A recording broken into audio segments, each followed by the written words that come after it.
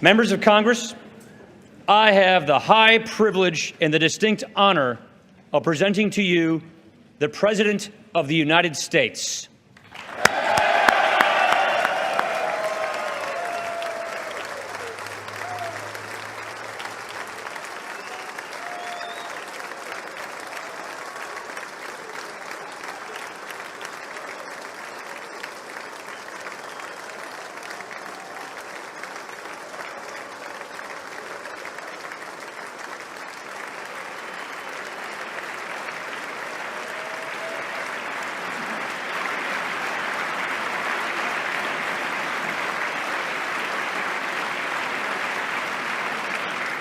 Thank you very much. Mr. Speaker, Mr. Vice President, members of Congress, the First Lady of the United States,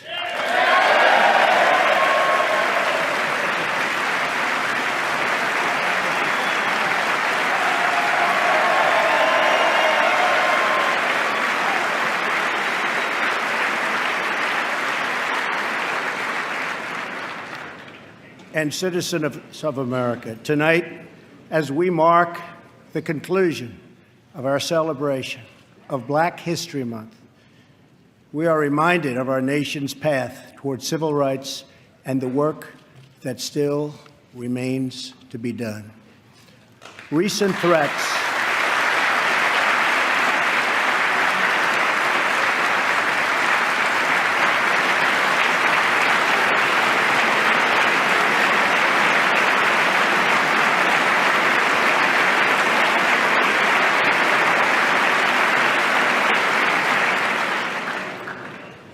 threats targeting Jewish community centers and vandalism of Jewish cemeteries, as well as last week's shooting in Kansas City, remind us that while we may be a nation divided on policies, we are a country that stands united in condemning hate and evil in all of its very ugly forms.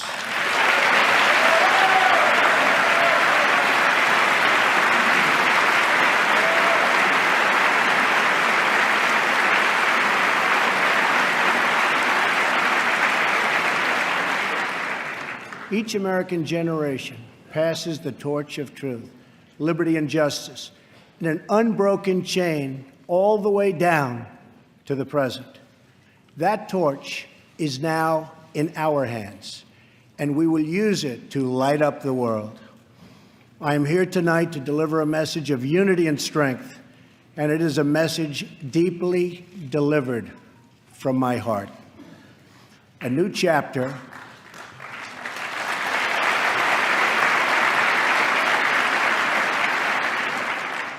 of American greatness is now beginning. A new national pride is sweeping across our nation, and a new surge of optimism is placing impossible dreams firmly within our grasp. What we are witnessing today is the renewal of the American spirit. Our allies will find that America is once again ready to lead.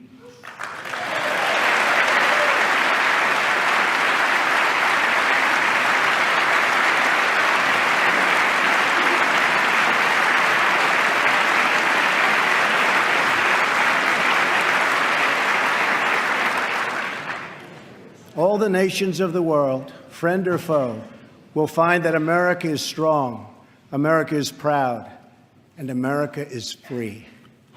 In 9 years, the United States will celebrate the 250th anniversary of our founding, 250 years since the day we declared our independence. It will be one of the great milestones in the history of the world. But what will America look like as we reach our 250th year? What kind of country will we leave for our children?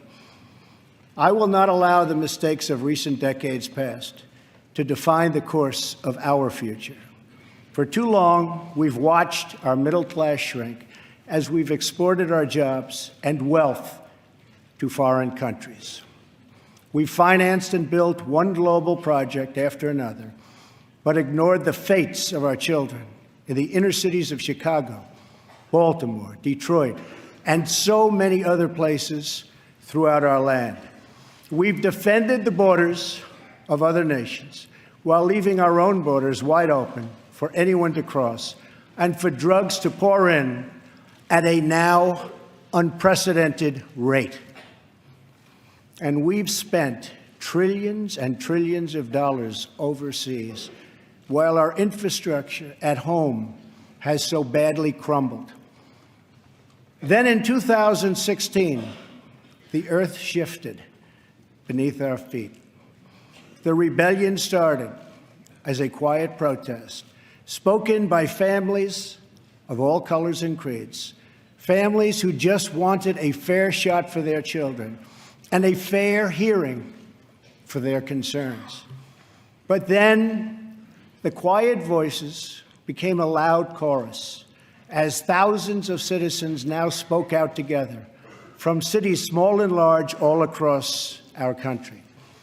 Finally, the chorus became an earthquake, and the people turned out by the tens of millions, and they were all united by one very simple but crucial demand: that America must put its own citizens first, because only then can we truly make America great again.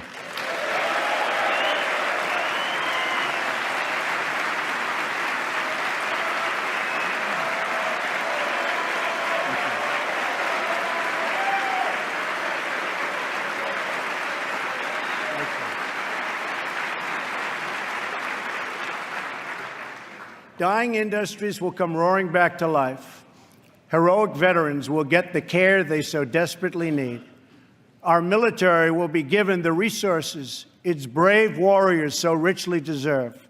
Crumbling infrastructure will be replaced with new roads, bridges, tunnels, airports, and railways gleaming across our very, very beautiful land.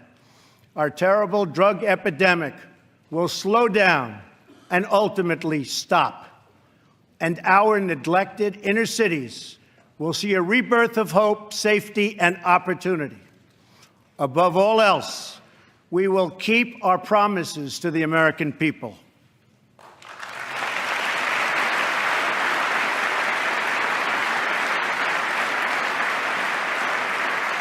Thank you. It's been a little over a month since my inauguration, and I want to take this moment to update the nation on the progress I've made in keeping those promises. Since my election, Ford, Fiat Chrysler, General Motors, Sprint, SoftBank, Lockheed, Intel, Walmart, and many others have announced that they will invest billions and billions of dollars in the United States and will create tens of thousands of new American jobs.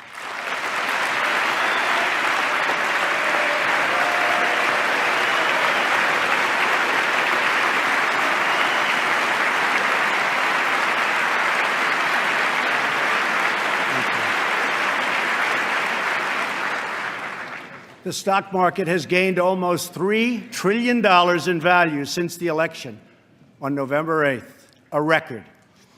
We've saved taxpayers hundreds of millions of dollars by bringing down the price of fantastic, and it is a fantastic, new F-35 jet fighter, and we'll be saving billions more on contracts all across our government. We have placed a hiring freeze on non-military and non-essential federal workers. We have begun to drain the swamp of government corruption by imposing a 5-year ban on lobbying by executive branch officials and a lifetime ban. Thank you.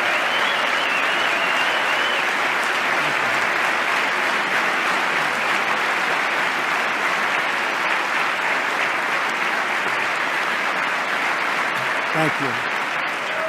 And a lifetime ban on becoming lobbyists for a foreign government. We have undertaken a historic effort to massively reduce job-crushing regulations, creating a deregulation task force inside of every government agency.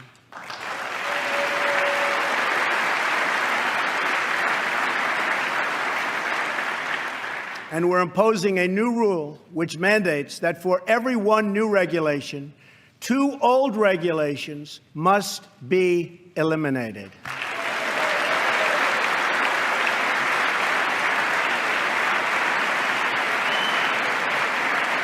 We're going to stop the regulations that threaten the future and livelihood of our great coal miners.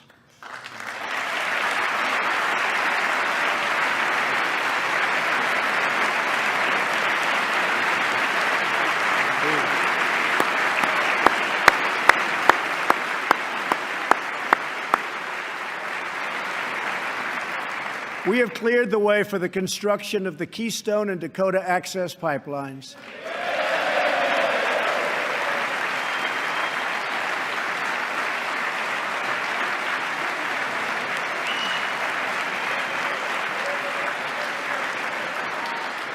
Thereby creating tens of thousands of jobs. And I've issued a new directive that new American pipelines be made with American steel.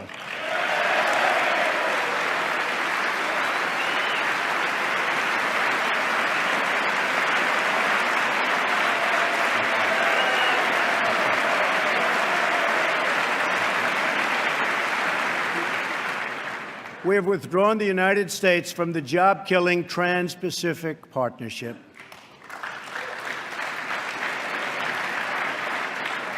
And with the help of Prime Minister Justin Trudeau, we have formed a council with our neighbors in Canada to help ensure that women entrepreneurs have access to the networks, markets, and capital they need to start a business and live out their financial dreams.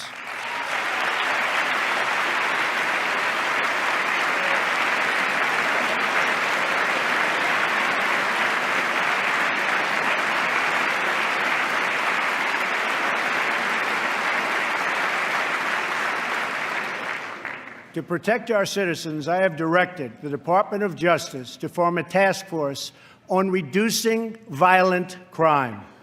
I have further ordered the Departments of Homeland Security and Justice, along with the Department of State and the Director of National Intelligence, to coordinate an aggressive strategy to dismantle the criminal cartels that have spread all across our nation.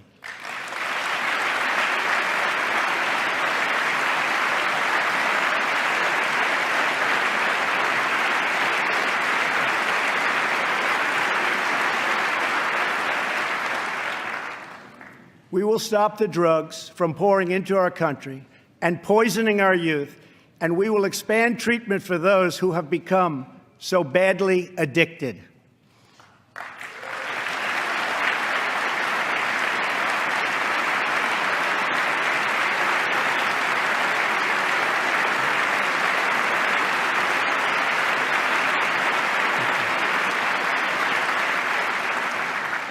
At the same time, my administration has answered the pleas of the American people for immigration enforcement and border security.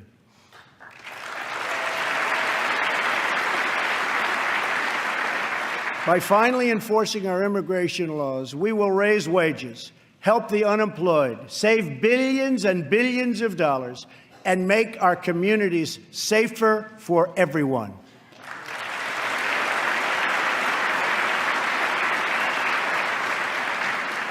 We want all Americans to succeed, but that can't happen in an environment of lawless chaos. We must restore integrity and the rule of law at our borders.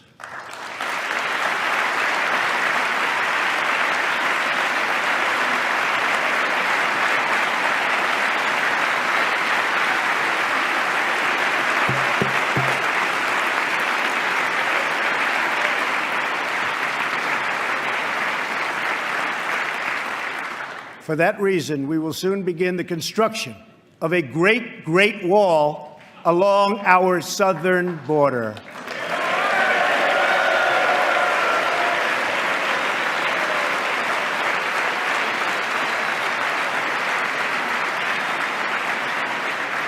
As we speak tonight, we are removing gang members, drug dealers, and criminals that threaten our communities and prey on our very innocent citizens.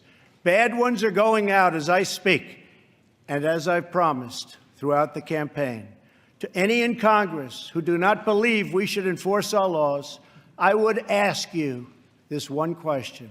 What would you say to the American family that loses their jobs, their income, or their loved one because America refused to uphold its laws and defend its borders?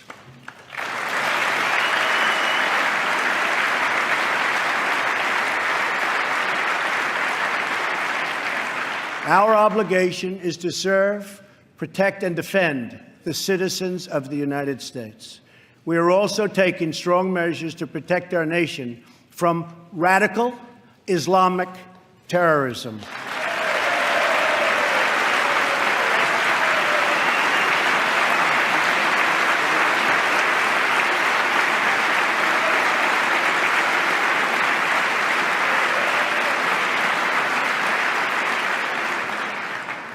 According to data provided by the Department of Justice, the vast majority of individuals convicted of terrorism and terrorism-related offenses since 9/11 came here from outside of our country.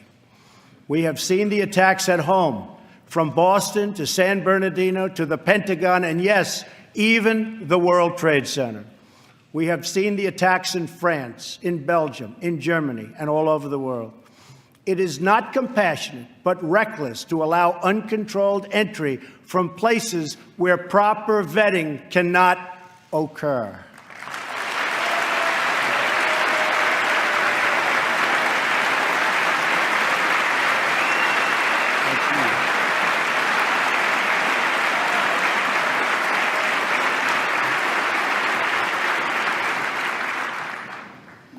Those given the high honor of admission to the United States should support this country and love its people and its values. We cannot allow a beachhead of terrorism to form inside America. We cannot allow our nation to become a sanctuary for extremists.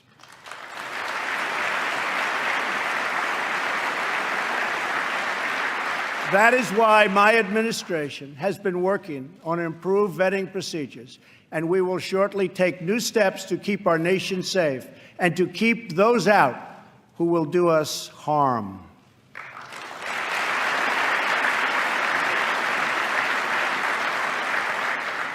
As promised, I directed the Department of Defense to develop a plan to demolish and destroy ISIS, a network of lawless savages that have slaughtered Muslims and Christians and men and women and children of all faiths and all beliefs. We will work with our allies, including our friends and allies in the Muslim world, to extinguish this vile enemy from our planet.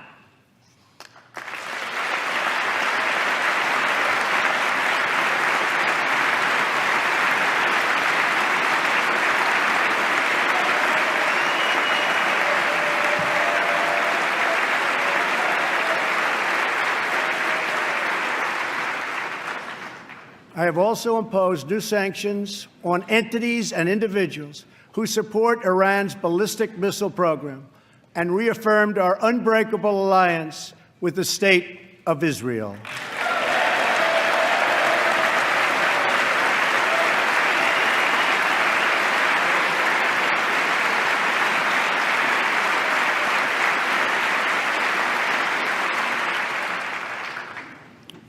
Finally, I have kept my promise to appoint a justice to the United States Supreme Court from my list of 20 judges who will defend our Constitution.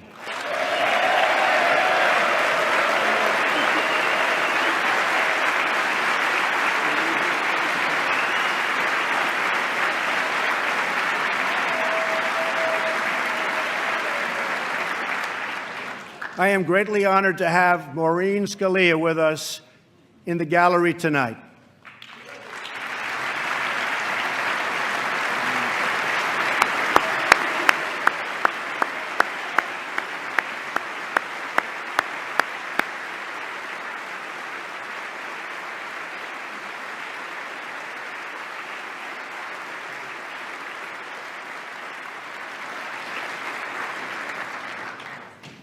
Thank you, Maureen. Her late great husband, Antonin Scalia, will forever be a symbol of American justice. To fill his seat, we have chosen Judge Neil Gorsuch, a man of incredible skill and deep devotion to the law. He was confirmed unanimously by the Court of Appeals, and I am asking the Senate to swiftly approve his nomination.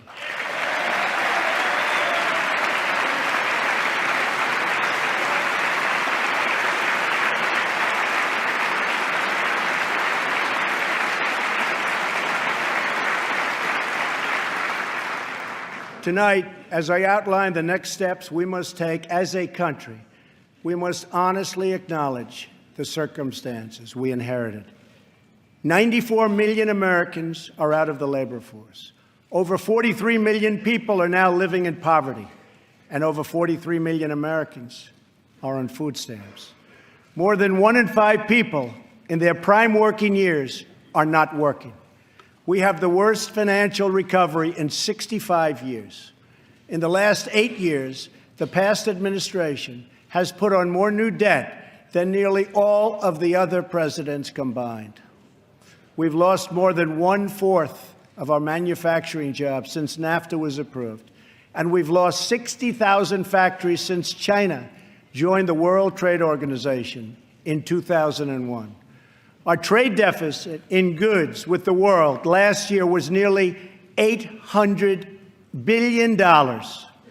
And overseas, we have inherited a series of tragic foreign policy disasters.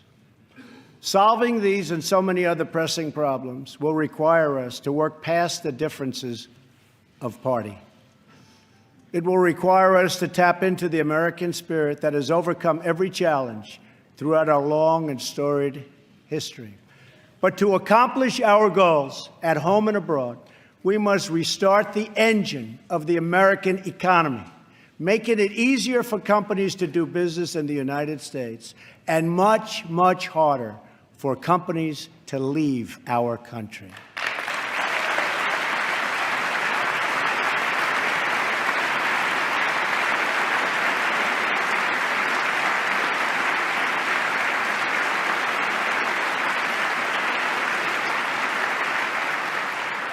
Right now, American companies are taxed at one of the highest rates anywhere in the world. My economic team is developing historic tax reform that will reduce the tax rate on our companies so they can compete and thrive anywhere and with anyone.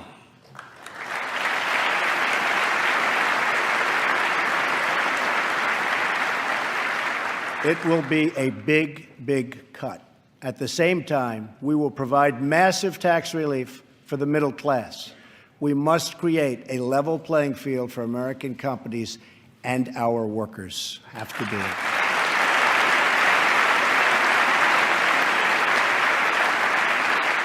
Currently, when we ship products out of America, many other countries make us pay very high tariffs and taxes.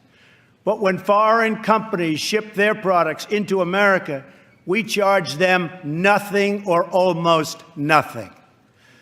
I just met with officials and workers from a great American company, Harley-Davidson.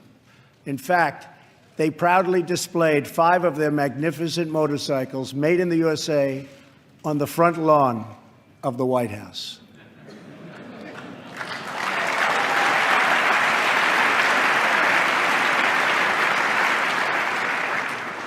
And they wanted me to ride one, and I said, no, thank you. At our meeting, I asked them, how are you doing? How is business? They said that it's good. I asked them further, how are you doing with other countries, mainly international sales? They told me without even complaining, because they have been so mistreated for so long that they've become used to it, that it's very hard to do business with other countries because they tax our goods at such a high rate. They said that in the case of another country, they tax their motorcycles at 100%. They weren't even asking for a change, but I am. I believe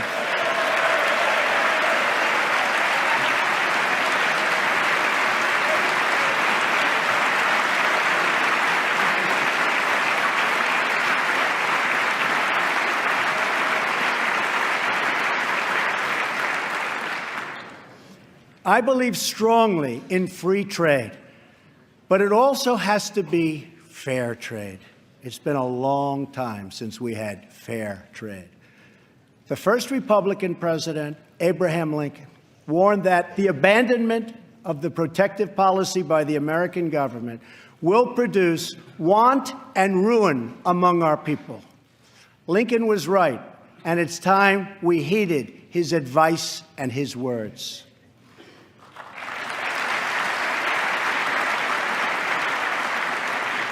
I am not going to let America and its great companies and workers be taken advantage of us any longer. They have taken advantage of our country. No longer.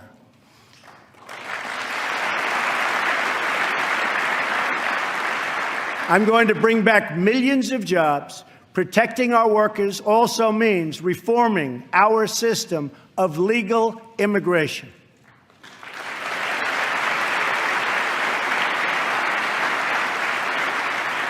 The current outdated system depresses wages for our poorest workers and puts great pressure on taxpayers. Nations around the world, like Canada, Australia, and many others, have a merit-based immigration system.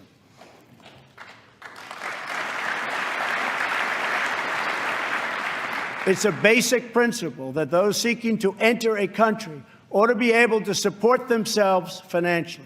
Yet in America, we do not enforce this rule, straining the very public resources that our poorest citizens rely upon. According to the National Academy of Sciences, our current immigration system costs American taxpayers many billions of dollars a year. Switching away from this current system of lower-skilled immigration and instead adopting a merit-based system, we will have so many more benefits. It will save countless dollars, raise workers' wages, and help struggling families, including immigrant families, enter the middle class. And they will do it quickly, and they will be very, very happy indeed.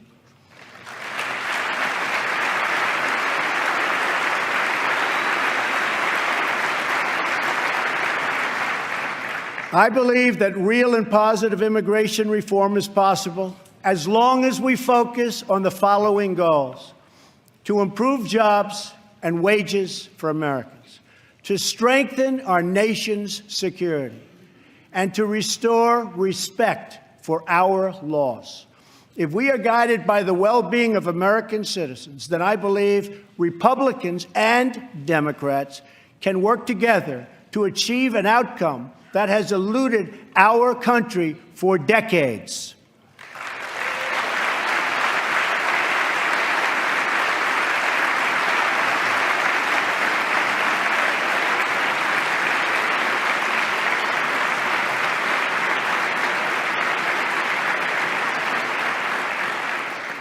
Another Republican president, Dwight D. Eisenhower, initiated the last truly great national infrastructure program, the building of the interstate highway system.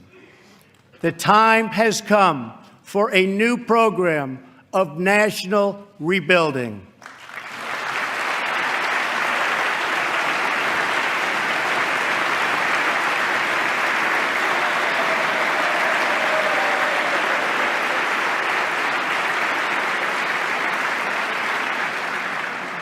America has spent approximately $6 trillion in the Middle East. All the while, our infrastructure at home is crumbling. With this $6 trillion, we could have rebuilt our country twice, and maybe even 3 times if we had people who had the ability to negotiate.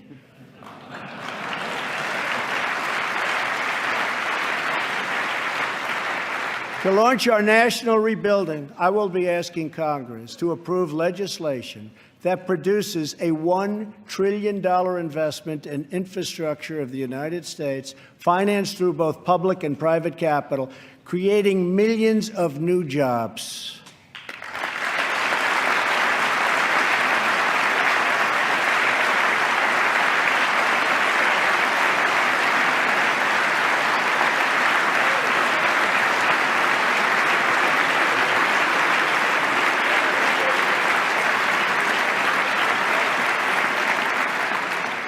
This effort will be guided by two core principles: Buy American and Hire American.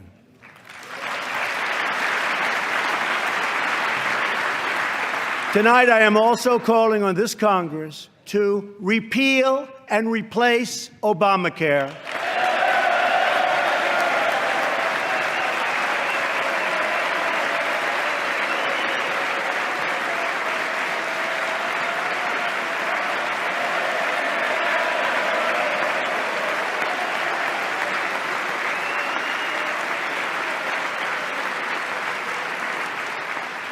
With reforms that expand choice, increase access, lower costs, and at the same time provide better health care.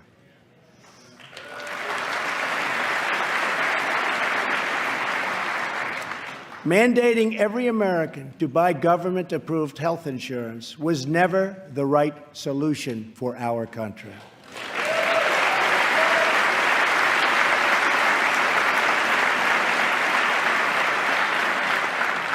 The way to make health insurance available to everyone is to lower the cost of health insurance, and that is what we are going to do.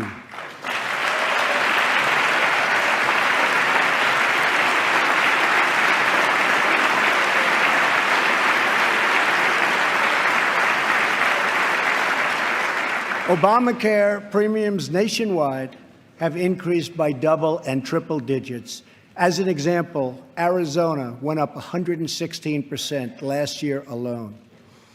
Governor Matt Bevin of Kentucky just said Obamacare is failing in his state, the state of Kentucky, and it's unsustainable and collapsing. 1/3 of the counties have only one insurer, and they're losing them fast.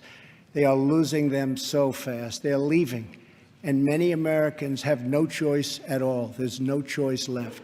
Remember, when you were told that you could keep your doctor and keep your plan, we now know that all of those promises have been totally broken.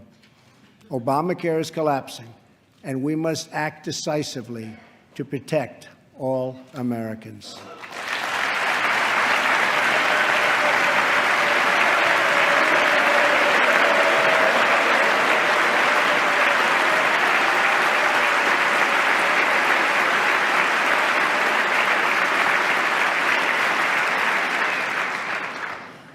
Action is not a choice, it is a necessity. So I am calling on all Democrats and Republicans in Congress to work with us to save Americans from this imploding Obamacare disaster.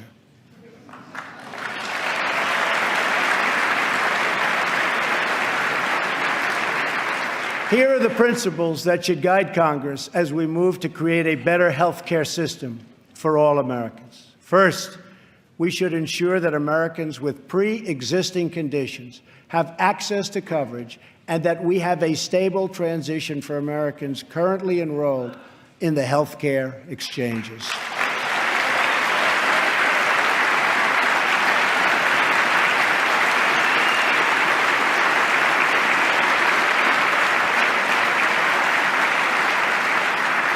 Secondly, we should help Americans purchase their own coverage through the use of tax credits and expanded health savings accounts. But it must be the plan they want, not the plan forced on them by our government.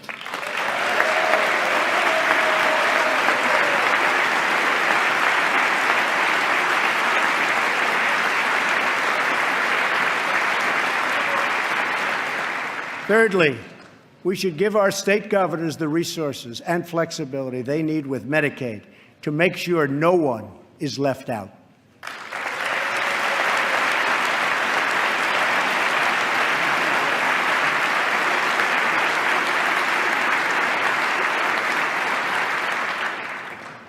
Fourth, we should implement legal reforms that protect patients and doctors from unnecessary costs that drive up the price of insurance and work to bring down the artificially high price of drugs and bring them down immediately.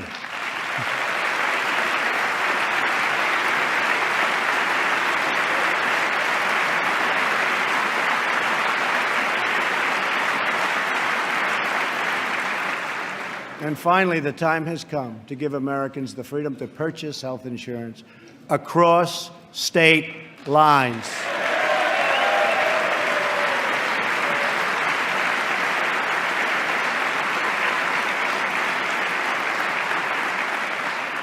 Which will create a truly competitive national marketplace that will bring costs way down and provide far better care. So important. Everything that is broken in our country can be fixed. Every problem can be solved. And every hurting family can find healing and hope. Our citizens deserve this, and so much more. So why not join forces and finally get the job done and get it done right?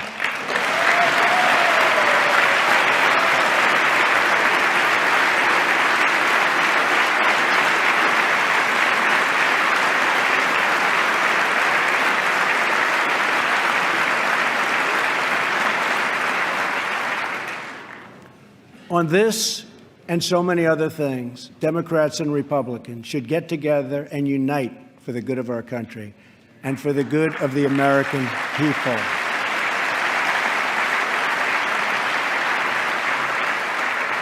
My administration wants to work with members of both parties to make child care accessible and affordable, to help ensure new parents that they have paid family leave.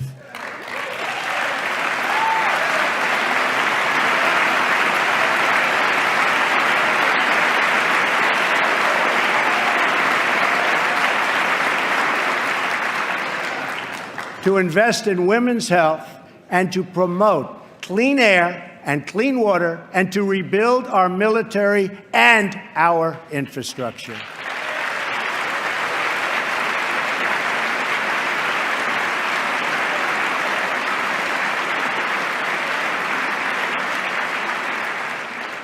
True love for our people requires us to find common ground, to advance the common good, and to cooperate on behalf of every American child who deserves a much brighter future. An incredible young woman is with us this evening who should serve as an inspiration to us all. Today is Rare Disease Day, and joining us in the gallery is a rare disease survivor, Megan Crowley. Megan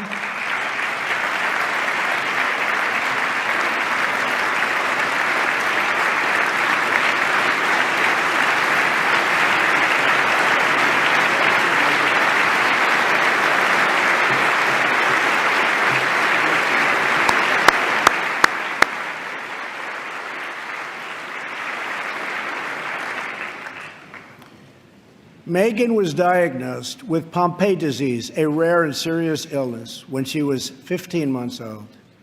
She was not expected to live past 5. On receiving this news, Megan's dad, John, fought with everything he had to save the life of his precious child. He founded a company to look for a cure and helped develop the drug that saved Megan's life. Today, she is 20 years old and a sophomore at Notre Dame.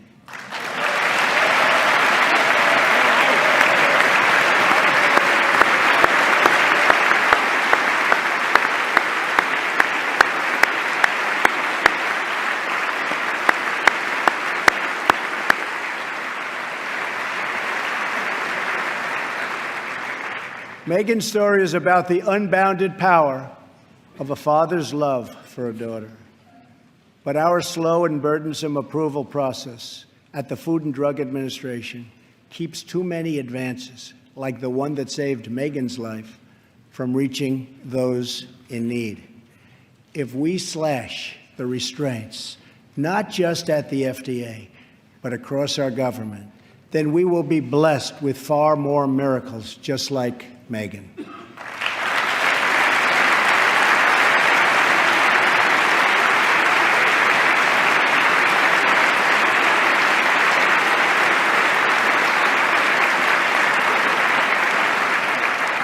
In fact, our children will grow up in a nation of miracles. But to achieve this future, we must enrich the mind and the souls of every American child. Education is the civil rights issue of our time.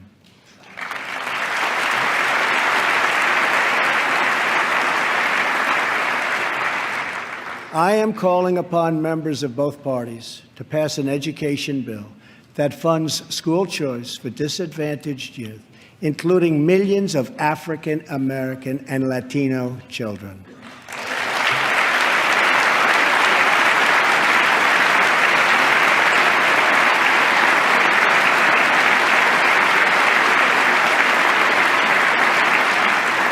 These families should be free to choose the public, private, charter, magnet, religious, or home school that is right for them.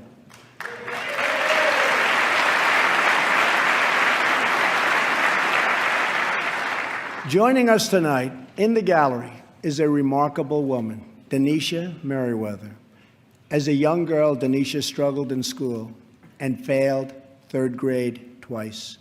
But then she was able to enroll in a private center for learning, Great Learning Center, with the help of a tax credit and a scholarship program. Today, she is the first in her family to graduate not just from high school, but from college. Later this year, she will get her master's degree in social work. We want all children to be able to break the cycle of poverty, just like Denisha.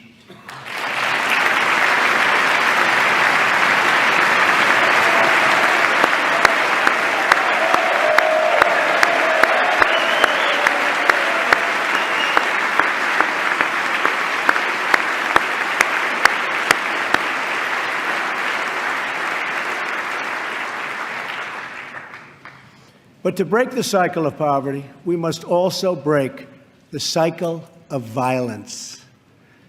The murder rate in 2015 experienced its largest single-year increase in nearly half a century. In Chicago, more than 4,000 people were shot last year alone, and the murder rate so far this year has been even higher. This is not acceptable in our society.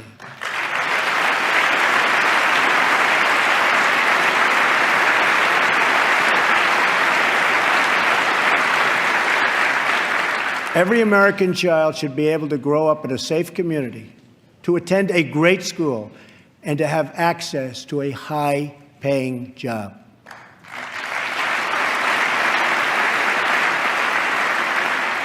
But to create this future, we must work with, not against, the men and women of law enforcement.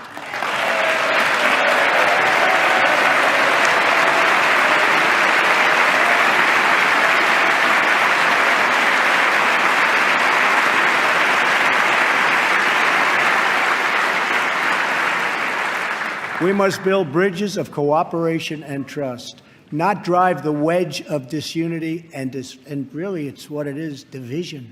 It's pure, unadulterated division. We have to unify. Police and sheriffs are members of our community. They're friends and neighbors. They're mothers and fathers, sons and daughters, and they leave behind loved ones every day who worry about whether or not they'll come home safe and sound. We must support the incredible men and women of law enforcement.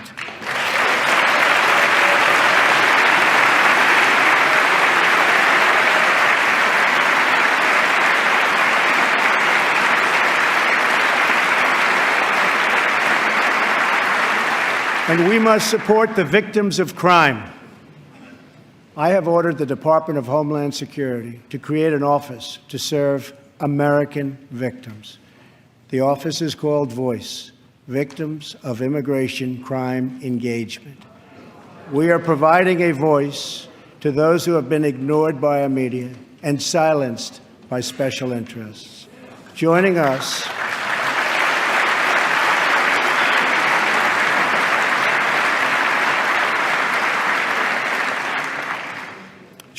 in the audience tonight are four very brave Americans whose government failed them. Their names are Jamil Shaw, Susan Oliver, Jenna Oliver, and Jessica Davis. Jamil's 17-year-old son was viciously murdered by an illegal immigrant gang member who had just been released from prison. Jamil Shore Jr. was an incredible young man with unlimited potential who was getting ready to go to college, where he would have excelled as a great college quarterback. But he never got the chance. His father, who is in the audience tonight, has become a very good friend of mine. Jamil, thank you. Thank you.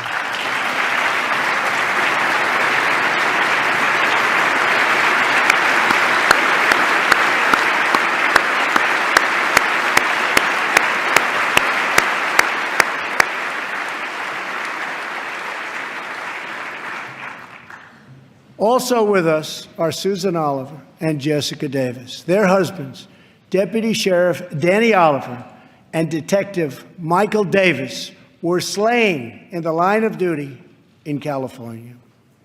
They were pillars of their community.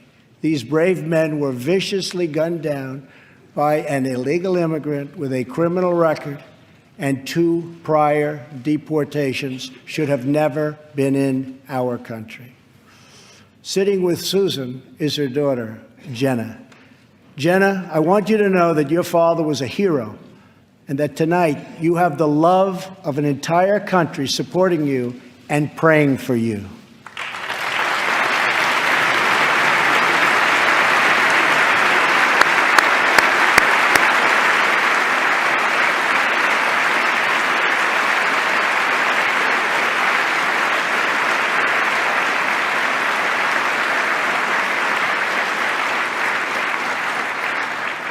To Jamil, Jenna, Susan, and Jessica, I want you to know that we will never stop fighting for justice.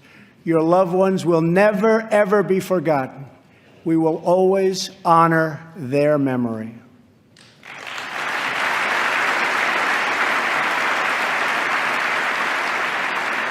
Finally, to keep America safe, we must provide the men and women of the United States military with the tools they need to prevent war. If they must, they have to fight, and they only have to win.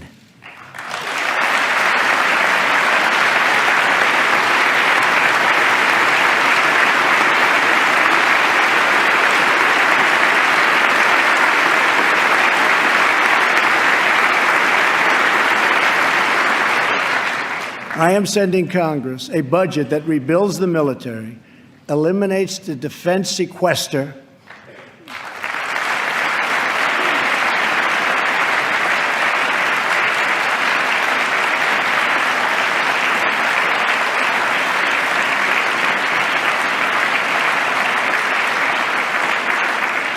and calls for one of the largest increases in national defense spending in American history. My budget will also increase funding for our veterans. Our veterans have delivered for this nation, and now we must deliver for them.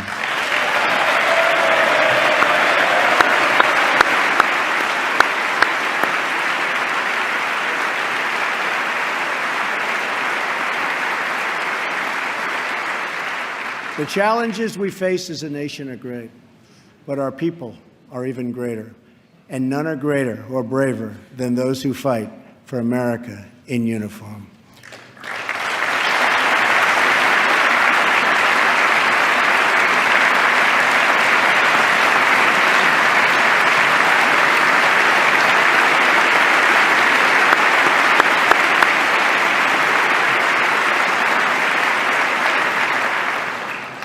We are blessed to be joined tonight by Corinne Owens, the widow of U.S. Navy Special Operator, Senior Chief William Ryan Owens. Ryan died as he lived, a warrior and a hero, battling against terrorism and securing our nation.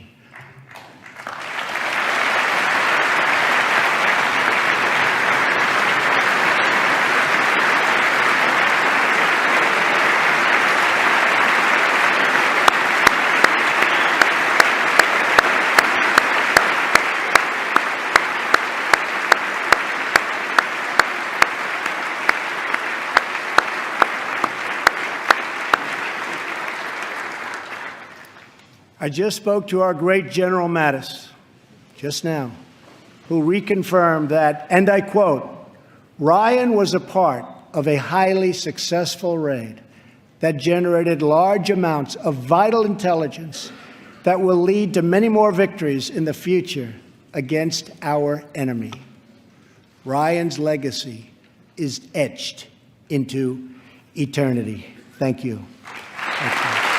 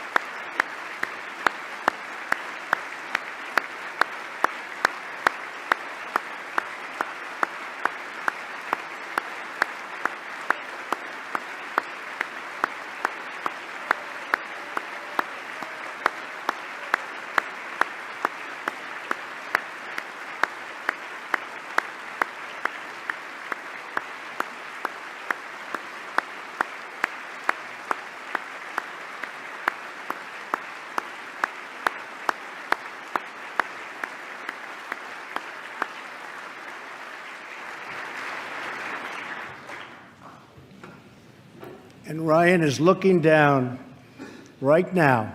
You know that. And he's very happy because I think he just broke a record.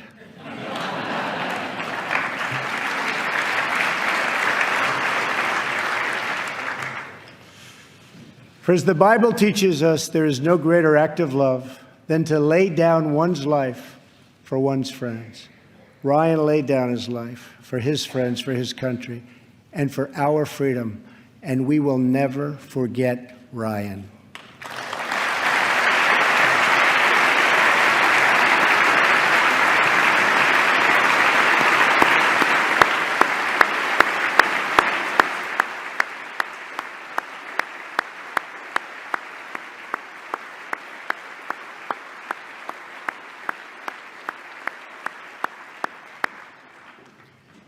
To those allies who wonder what kind of a friend America will be, look no further than the heroes who wear our uniform. Our foreign policy calls for a direct, robust, and meaningful engagement with the world. It is American leadership based on vital security interests that we share with our allies all across the globe. We strongly support NATO, an alliance forged through the bonds of 2 world wars that dethroned fascism and the Cold War and defeated communism.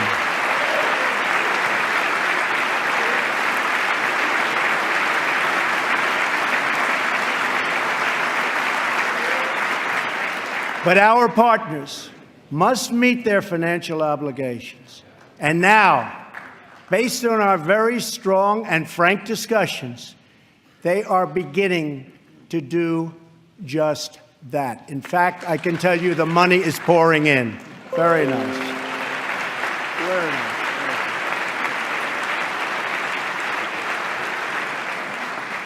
We expect our partners, whether in NATO, the Middle East, or in the Pacific, to take a direct and meaningful role in both strategic and military operations and pay their fair share of the cost, have to do that. We will respect historic institutions, but we will respect the foreign rights of all nations, and they have to respect our rights as a nation also.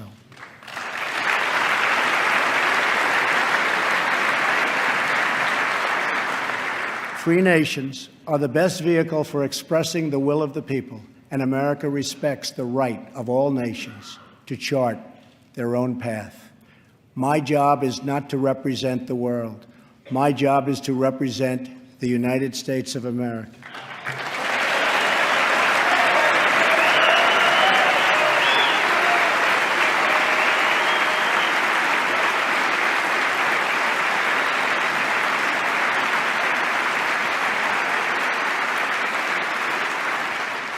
But we know that America is better off when there is less conflict, not more.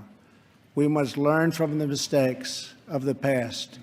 We have seen the war and the destruction that have ravaged and raged throughout the world, all across the world. The only long-term solution for these humanitarian disasters, in many cases, is to create the conditions where displaced persons can safely return home and begin the long, long process of rebuilding.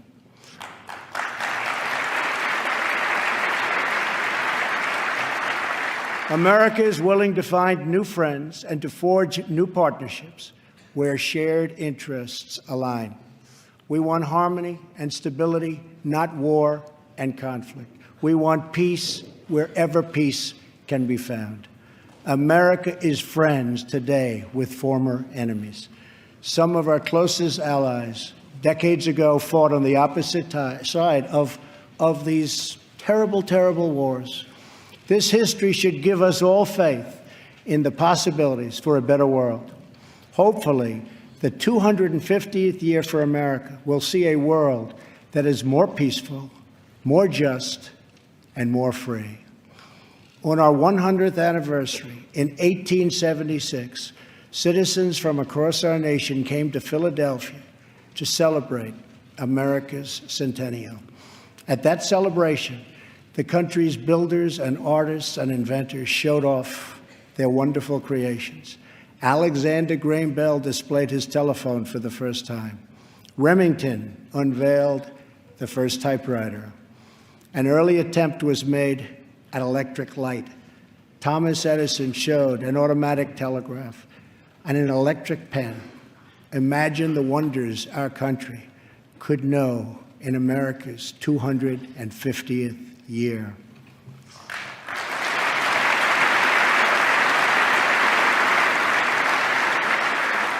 Think of the marvels we can achieve if we simply set free the dreams of our people. Cures to the illnesses that have always plagued us are not too much to hope. American footprints on distant worlds are not too big a dream. Millions lifted from welfare to work is not too much to expect. And streets where mothers are safe from fear, schools where children learn in peace, and jobs where Americans prosper and grow are not too much to ask.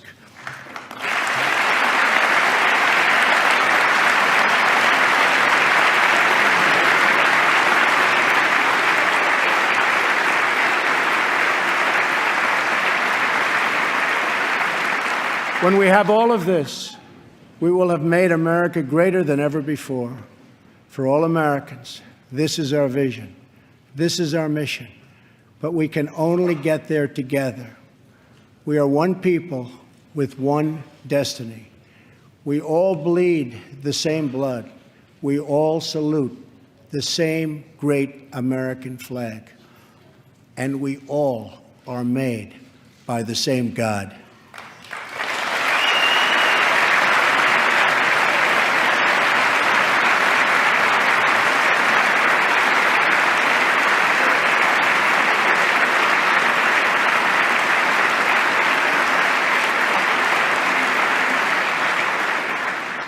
When we fulfill this vision, when we celebrate our 250 years of glorious freedom, we will look back on tonight as when this new chapter of American greatness began. The time for small thinking is over. The time for trivial fights is behind us. We just need the courage to share the dreams that fill our hearts, the bravery to express the hopes that stir our souls, and the confidence to turn those hopes and those dreams into action. From now on, America will be empowered by our aspirations, not burdened by our fears. Inspired by the future, not bound by failures of the past. And guided by a vision, not blinded by our doubts. I am asking all citizens to embrace this renewal of the American spirit. I am asking all members of Congress to join me in dreaming big and bold and daring things for our country. I am asking everyone watching tonight to seize this moment, believe in yourselves, believe in your future, and believe once more in America. Thank you, God bless you, and God bless the United States.